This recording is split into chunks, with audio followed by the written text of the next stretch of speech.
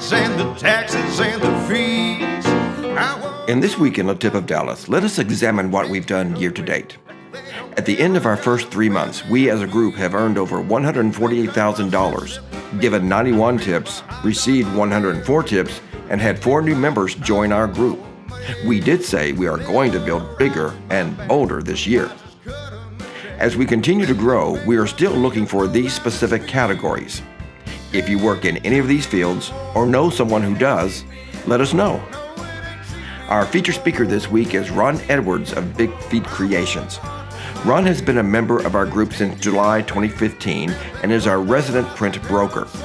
Instead of printing directly, he has relationships with multiple printing companies so that he can find you the best price and the best quality for your print project. But that is not all. Ron reviews your printing job, does graphic design to improve the look of your print job, and will give you advice on how to fill that blank page, card, or shirt with eye-catching content. Join us each week at the Original Pancake House in Addison. Our networking begins at 11:30 a.m., though many people come earlier. Bring plenty of business cards, have a 10-second introduction about yourself personally, and have a 30-second commercial about your business.